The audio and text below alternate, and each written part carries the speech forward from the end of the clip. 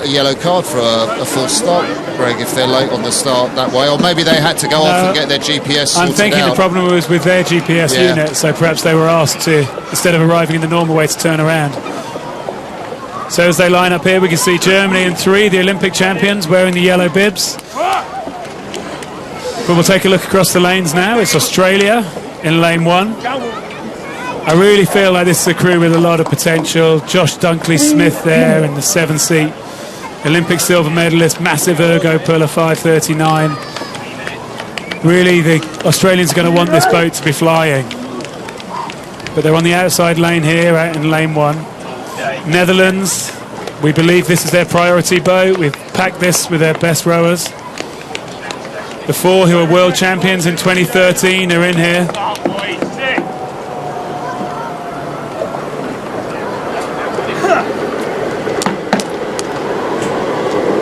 And then we're going to see the German crew here in lane 3. They're Olympic champions, but they haven't been having it all their own way. The British have really been upsetting the order of things. And they'll be thinking, what do we do? How do we beat this British 8? In the past, the Germans have been able to get out and lead at every mark. That's what they did through to London, but not anymore. Now they get out and lead, but then they get rowed through. And the British crew, who are in lane 4, are the world champions from 2013 and from 2014. And they've been beating that German 8, and now they've strengthened the boat as well, bringing in Constantine Leloudis up in the 2 seats, who wasn't there earlier in the season. So they're really going to be challenging the German 8. And then in 5 we've got Poland, who really struggle for numbers. We're staying in our hotel, struggle for people to really make any replacements or make any changes. They're fast, the Polish crew. They're always there. They're always close to the medals. They're never able to really make the step on. They were 5th in Varese 3 weeks ago. Could this be the crew that really makes their step up to get on the medal rostrum consistently? And then in 6, yet another crew from New Zealand. This crew were all young, only just out of under 23s, but they're here in the A final. They were 4th in Varese, and again, I wouldn't count any New Zealand crew out from possibly challenging for the medals. If the Kiwis get a medal, that is going to be a turn-up. Tom Murray there in the bow seat of the New Zealand crew from the Blenheim Club. And the camera switches to the side shot. There's the blades of the German 8. And these are nervy moments, aren't they? They haven't been called forward yet. They've had the delay, and they're still having to wait and wait. Richard Schmidt's blade, that was the Olympic champion, one of the 2 men that got Olympic gold against you, Greg, in that race in 2012. Different crew, this German.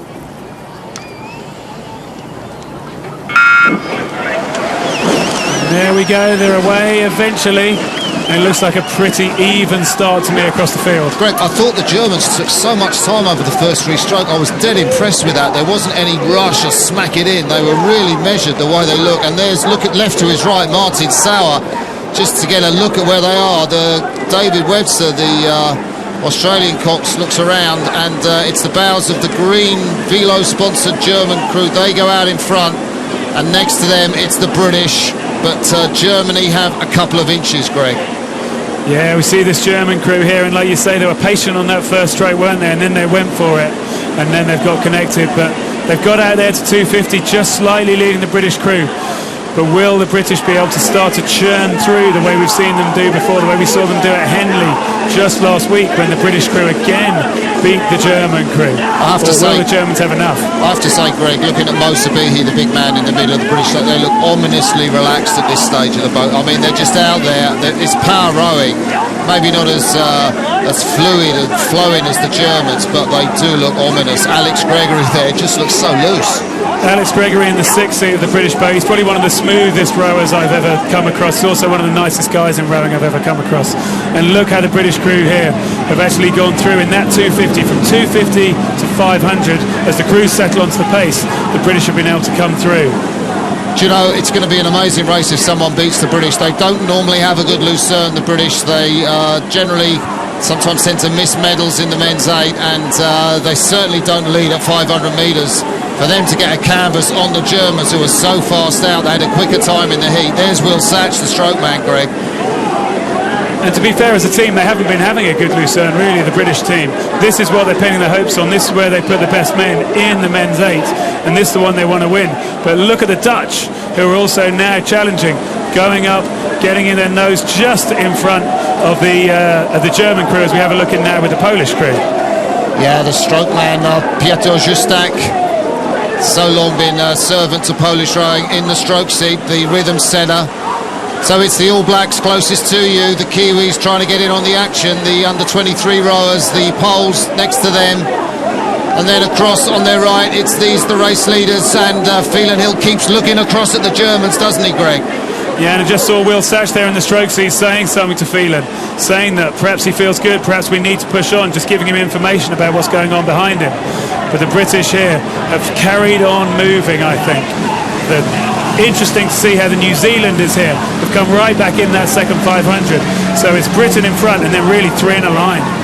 You know, I've talked to Noel Donaldson, who coaches this Kiwi crew, and he's been very sort of downplaying, and you know, the guys just haven't got the cohesion that he's looking for.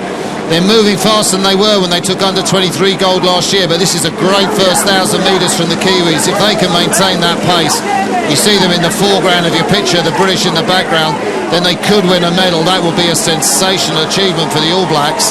Well, this is another one of these races where only 5 of these are going to qualify for the Olympic Games. So we're not just talking about who makes the podium, we're talking about who will be there come Egg-Ballet.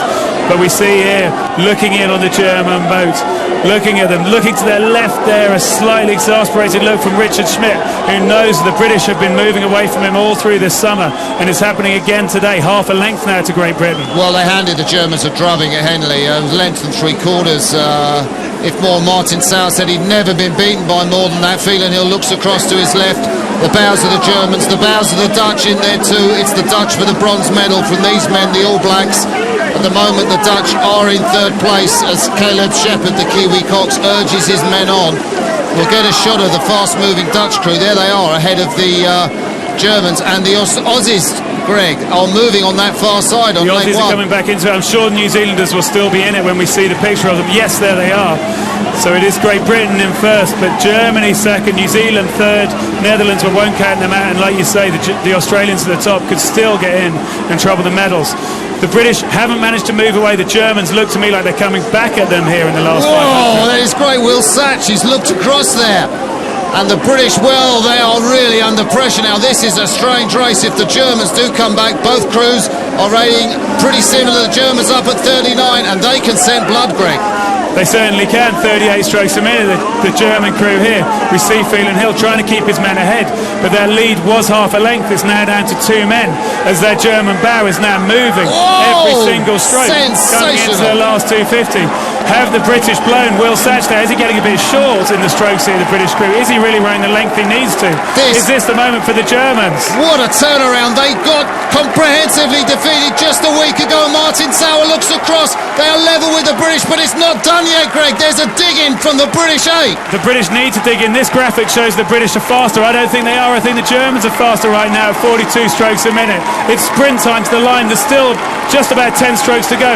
Who's going to have it? It's absolutely neck and neck. I can't call this. I think the British might just have it, but Germany's still coming back every stroke. This is going to be the photo finish. Oh, the British, I think, just get that. And New Zealand take a bronze, New Zealand from the Netherlands. Do you think New Zealand got the bronze with the photo from the Netherlands? Yes, they did. That graphic is showing Great Britain in first, but that is not the way we expected that to go. Whoa, what a fantastic So this looks confident. It looks like Great Britain have won this. But the guys in the boat, I don't think they know yet. They know they've been in a heck of a race as we see them falling over the blades. The Germans still not sure who's got it. The heads are down. The crew from the Netherlands, they don't know where they finished either. We all have to wait for confirmation of this. The Australians know that they've had a good race. New Zealanders aren't sure. Third place we see there confirmed. And the arms go up. Look how happy they are to be on the rostrum. A bronze medal from over here in this lane 6 out of the shot is quite an achievement as well on the outside lanes there. Sean Kirkham there from the Waikato Club with his arms outstretched. You could see what it means to them. I think that was an amazing race from the Germans. I'd really written them off, and Drahota just splashes water on the back of Richard Smith in the German A. Oh dear, how exciting was that race, Greg? And we were looking forward to it. I thought the Great Britain crew were going to dominate yet more than how they had in the past, but no, they certainly didn't have it their way today. Be great to see the highlights of this race again, just to... Yeah, let's see what happened then. So, I mean, really, I thought that was a pretty even start right across the field. I wouldn't be complaining if I was in any of those boats, as we get a nice close-up here of the German boat getting it away. Yeah, do you remember they had that very measured start, you know, probably just to give them confidence after Henley, where they didn't row so well. Yeah, the British really blew them away at Henley, didn't they, in the first couple of minutes, and then they broke contact. And in a match race, when you break contact, and then we had some slightly cheeky steering from Phelan Hill at Henley, where he was able to just send the puddles onto the German crew. Well, he wasn't able to do that today. No, I think, to be fair, Martin Sauer said he had problems. He couldn't steer where he wanted to because somebody on the stroke side of the German boat was perhaps not connecting as well as they might. Here's where the tension came in. Here's where the tension came into that British crew, didn't it? As we see the crowd applauding them here. But this was the British crew really through the middle. They looked like they had it. They got out to properly half a length, maybe even slightly more than half a length. But then it was the last 500 where the Germans just seemed to be coming back with every stroke. And there we see it. It's a bow ball, isn't it? That's what we call a bow ball. It's a bow ball.